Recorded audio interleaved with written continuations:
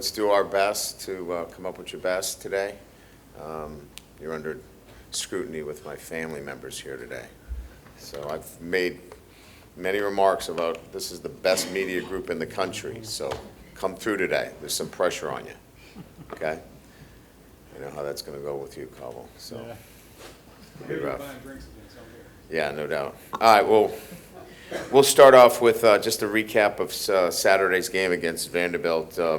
Certainly was happy for our players and their resolve, their ability to bounce back, whatever you want to say, relative to their mindset, I think, is what I was most proud of, and how they thought about the week, the game, and they played very well. Garrett Nussmeier played his best game of the year. We were balanced on offense. We had one negative play, whereas the week before we had 14 negative plays. We were much more efficient on first down, which led to very favorable second down situations for us. So it played itself out well from an offensive standpoint with balance and running the football. Josh Williams was, outstanding in that game, catching the football out of the backfield, blocking, running the football with a great demeanor. Will Campbell was outstanding, played his best game individually on the offensive line. And we got other really good performances. I thought DJ Chester probably played his best game of the year. So all in all, from that perspective on the offense, and then defensively, we had one misfit on a run play where they were able to get an explosive play, and then we had a chance to make a play on a pass down the field where we were in cover two. We just didn't make the play. So a couple of explosive plays, but really did a nice job controlling the flow of the game, limiting Pavia's production. And again, I think going against a team that's well coached and had a really good win against Alabama, we're pleased with the outcome. So looking back at it, Caden Durham leads all freshmen in the SEC with rushing. We've got 3 players with over 50 receptions. Nuss is second in the SEC in passing touchdowns, total offense, and touchdowns. And, I know it's not sometimes you look at some of the sexier stats, but Damian Ramos set a school record for consecutive PATs, now at 121. And that should not get overlooked. So a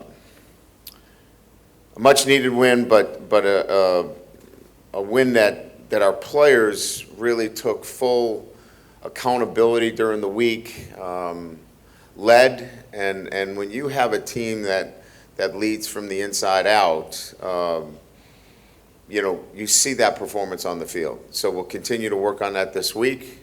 And look to duplicate that against an Oklahoma team coming off a great win against Alabama. This is their first game in Tiger Stadium, and a team that presents a number of different challenges. They ran the ball extremely well this past weekend.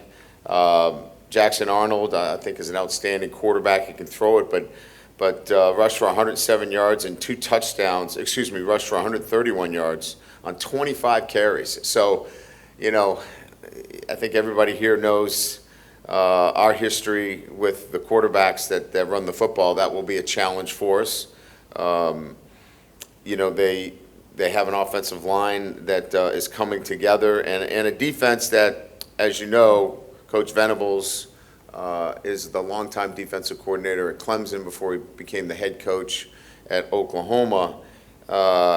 And just does a great job. I've got a chance to go against them several times at Clemson, and they mix things up. They make things complicated.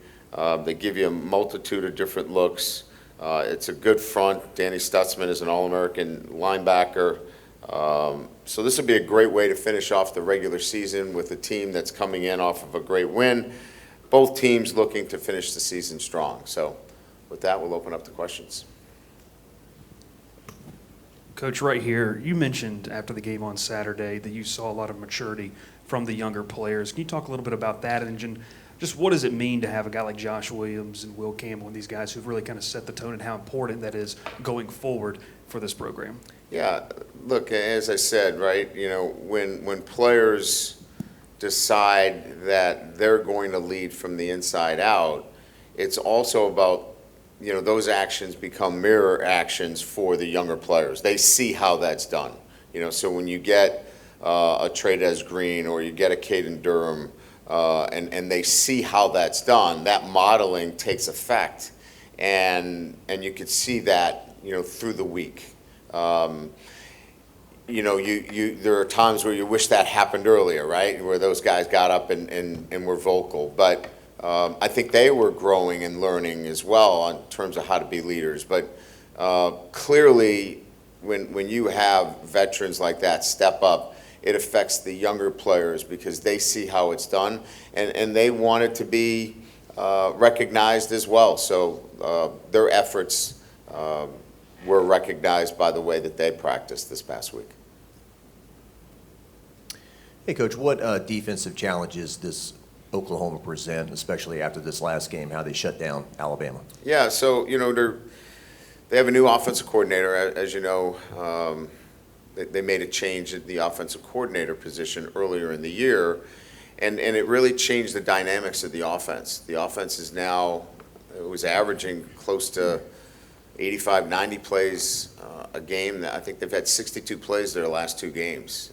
So it is a ball control offense. Jackson Arnold is an outstanding quarterback. He can throw it extremely well, but this is now much more about controlling the football, running the football, playing with physicality. They've got perimeter skill, but I think it's centered around much more of a run-centric quarterback run and take care of the football. They had turned it over quite a bit. I think they might have been near the bottom of the country in terms of fumbles, and so I think they wanted to clean that up. And so you're seeing a much more controlled offensive structure now than you did earlier in the year. Hey, Coach. We saw Harold Perkins at the game on Saturday. Yeah. Just curious if there's an update on kind of his recovery and if maybe there's been any conversations about what his future could look like. Yeah, I mean, he's doing really well in his recovery. Talking to Owen Stanley, our athletic trainer, he's been he's been in the building quite a bit. Now that he's past the early stages of the repair, now it's about hard work. I don't know that he's made that final decision. I know he's weighing the options, and clearly we would love to have him back. But we know that those decisions are not easy. We'll support him in whatever he decides and provide him all the resources necessary to make the best decision for him and his family.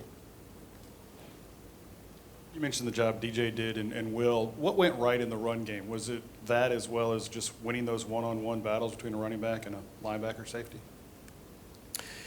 Well, I think the quarterback, it starts with the quarterback. The ability to get us the favorable looks that gave the offensive line, the numbers, right? Where we could run combination blocks, where we could get leverage, where we could get some of the things necessary to have a more consistent running game. And it starts with the quarterback, quite frankly. When you're in a one-back offense, you have to be able to do that. And I thought Garrett was outstanding. It was his best game by far.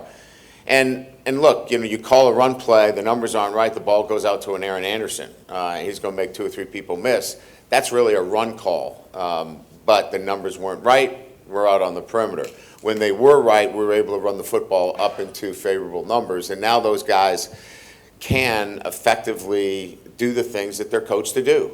Pull, gap, combination block, leverage. And we saw that on display in its best form against Vanderbilt.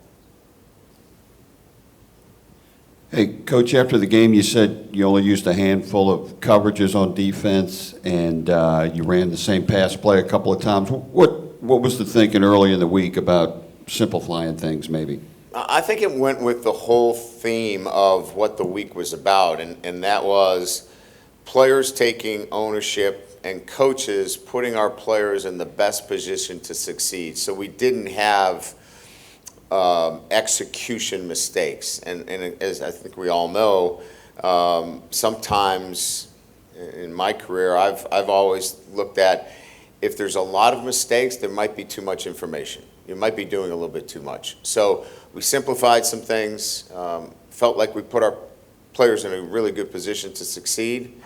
And sometimes what goes hand in hand with that is simplifying some things. Now, obviously, you can't talk about recruits by name, but y'all have taken a quarterback in each of the last 2 classes. Now that you don't have one committed, just kind of what's your plan at that position over the next few cycles, maybe, to build on that spot? Yeah, I think we'll always look at taking a quarterback each year, and we'll most likely take a quarterback again this year. We look at the calendar year a little bit differently than just, December. We have a February signing period. We have a transfer portal. So we'll continue to look at that and see how that best fits our roster. But I can tell you this, that the overall roster is much more important than one particular position. As much as we want to take a quarterback at this position, I think what's more important is the overall health of the roster. And so if it ends up being that we do take a quarterback, that's great. But I think our eye is on the strength of the entire roster. Brian, you're right. At the linebacker this week, it looked like there was some change. Greg Penn played his fewest snaps. Devon Keys played a bunch. You mentioned West Weeks playing. Was that matchup, or was there an injury, or what happened there? No, I think we just wanted to take some of the snaps off of Greg. West is somebody that had been banged up, Matt, most of the year. He had not been 100%, and we wanted to get him in this week, and in particular against a team that is a downhill, running football team. It just matched who he was. So nothing that Greg did. He's had an incredible, season for us. Devon Keys is played the last 2 games at the Sam linebacker position. We've chosen not to go with the star because of the nature of the teams that we're playing, and that could be the case again this weekend. Ryan, following up on Wilson's question, there was some comments from the announcers during the game that you said maybe the recruiting realities in the wake of the decommitment might allow you to free up some money and be more aggressive in the portal. I know you've talked about you want to build a program through high school, but is this year where maybe you try to take the situation and work it to your advantage?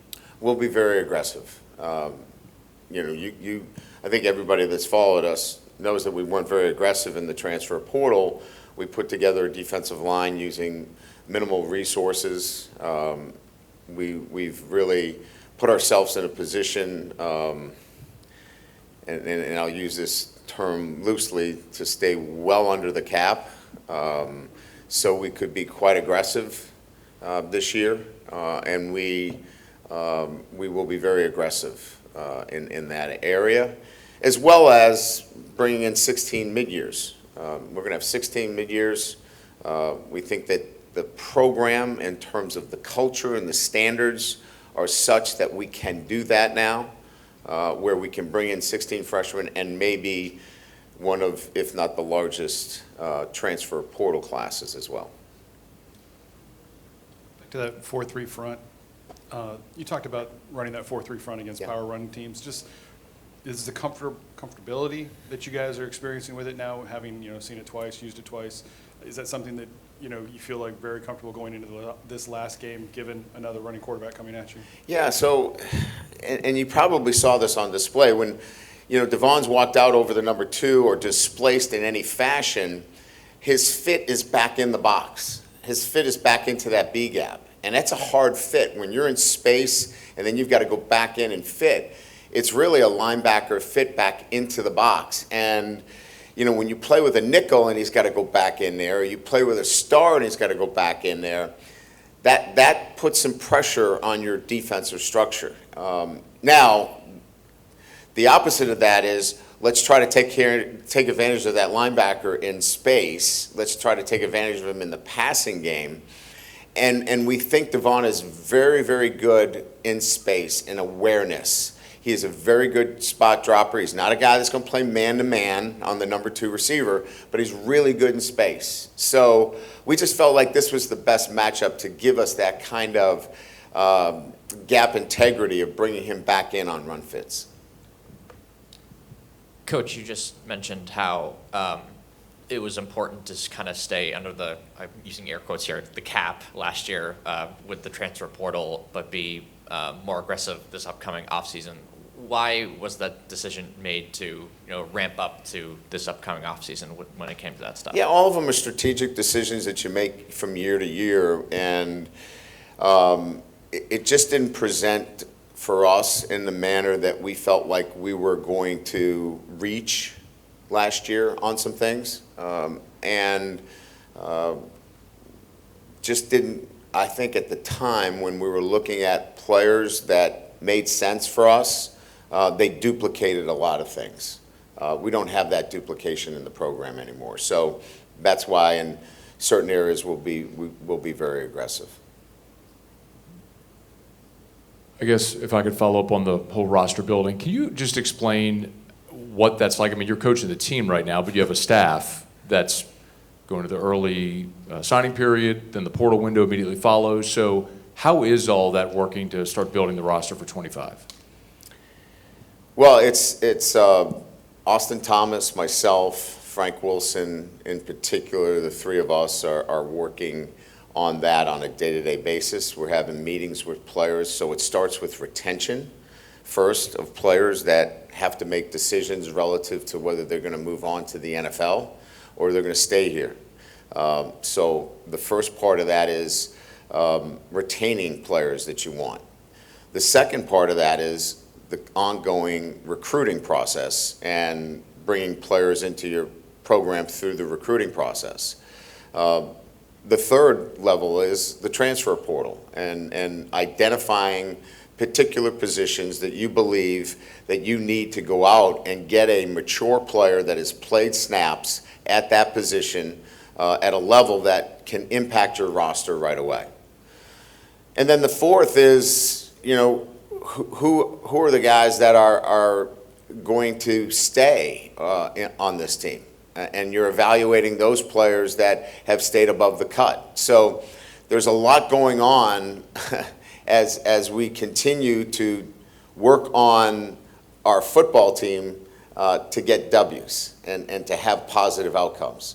So there's a lot going on right now in college football, and it's caused a lot of gray hairs. It's caused some guys to say, I think I'd rather be doing something else. I'm excited about it. I'm excited about what the roster can look like. I'm excited about what kind of football team we can put on the field. And it's going to be a fun couple of months. You sort of hinted at it there to kind of stay on the topic. With rev share, first of all, do you think NIL here has kind of improved over the last year to the point where you kind of need it to be? And how does that change in any way next year with rev share potentially coming online if the House settlement passes? Well, I mean, I think we can say it's a fait accompli that rev share is here, right? I think the long form from the courts is pretty clear in terms of what that's going to look like. I think everybody has got an idea of what those numbers are going to be. That will kick in, sometime in the summer. It's what you do prior to it kicking in. And that's really where everybody is keeping their cards close. And because that is the accelerator, right? You want to accelerate and be able to retain. You want to be able to go out into the transfer portal, and you want to be able to do that before revenue sharing. So you can begin to, if you will, balance off what your roster looks like in terms of the numbers when everybody comes into one locker. And if you just waited to revenue share, it's going to be a different look for different players. you can balance things off if you're aggressive here in the next few months, and that's what we plan to be. And Coach, over here, so I know Paul Mubinga had to step in for Garrett, and how he's progressed, stepping in a tough spot. And you talk about the play of DJ Chester as well in the interior. How much has Paul and DJ, how they've evolved, has gotten more and more playing time as the season's going on? Yeah, so there were markers there that we were really, kind of excited about. Throughout the entire season, we're in a weight training program, and, we do, obviously, monthly we're testing our players. And DJ, his numbers have continuously gone up through the season, his strength numbers. We felt like that was something that needed to happen, the strength numbers. And he's at a point now at the end of the season that he's gotten to what we feel like is the standard of what he needs to be minimally at that position. Now, the growth will have to happen in the off season for him, but he's gotten stronger during the year. And that's now allowed him to handle a lot more of the one-on-ones. And he was able to do that this past weekend very well. Paul moves very well. It was changing his body type. It was getting him leaner. It was getting him physically stronger as well. But he's very smart. And he has the ability to move his feet, get up onto the second level, and do some things, quite well. And so we'll see how this all plays out in the off season. But you've got a couple of guys there that are sending at those positions. Right back down here, Coach. The term CEO, head coach, has been used for guys like you and others across college football.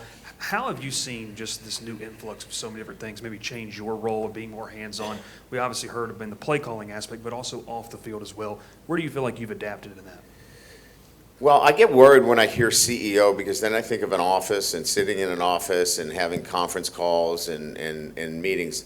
Look, at the end of the day, you have to have relationships with your players. If you can't have those relationships with your players, then you can't get them to do some of the things that we had them doing last week. And so the head football coach today, and in the SEC in particular, it's a head coach-centric position, meaning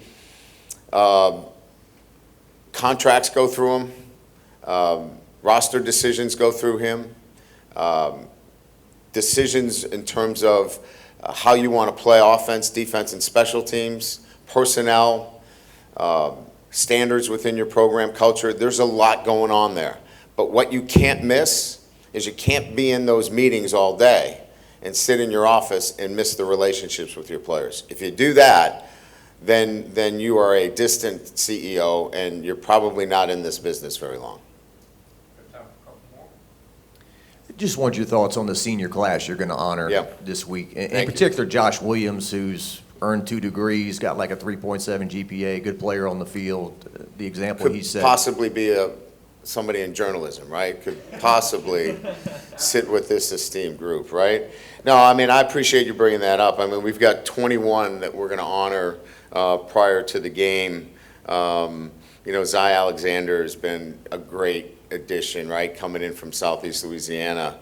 Garrett Dellinger has been a stalwart for us. We all know about Kyron Lacey and what he's done. Greg Penn, we talked about. Miles Frazier, 3-year starter.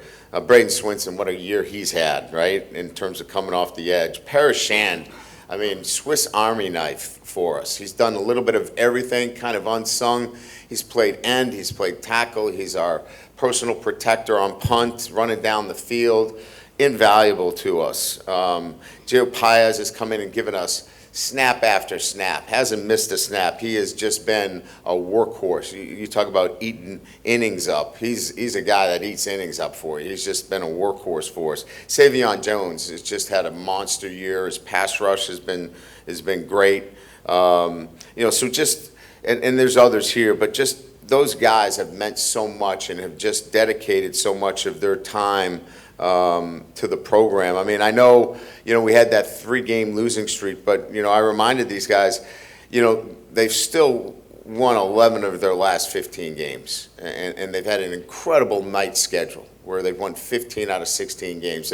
They've done some great things, and really proud of what they've done, and it'll be a great tribute to them, so thank you.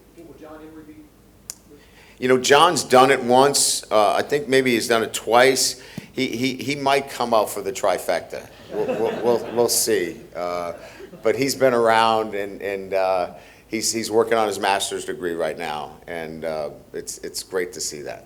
Yep. With a guy like C.J. Daniels, how much has he been working through this year, and what effect has he had on your offense? Man, first of all, he's a great leader, and he's been a glue guy for us in terms of consistency every single day, playing through a more significant injury than maybe people realize. He's had a pre-existing condition, a heel injury that is almost a dislocation that I don't know how he does it. He practices, and we're careful with his practice during the week to get him to Saturdays. And then on Saturdays, he's just so consistent. He's down the field blocking. He's one of our best, if not our best blocker. He's precise in his route running. He's got strong hands at the point of attack. And we're just excited about having him with us, and all indications are that he's going to be back next year. Ron, what are your Thanksgiving Day dinner must-haves? Must-haves. Well, I love the white meat turkey with the gravy. Mashed potatoes are a must. And then I'm a traditionalist, I think, in those things. And then because of those turkey enzymes, I get a little bit sleepy. I need a couch. And I don't necessarily watch the football games, but they can be on as a backdrop. So maybe a good nap this Thursday afternoon. Thank you. Appreciate it.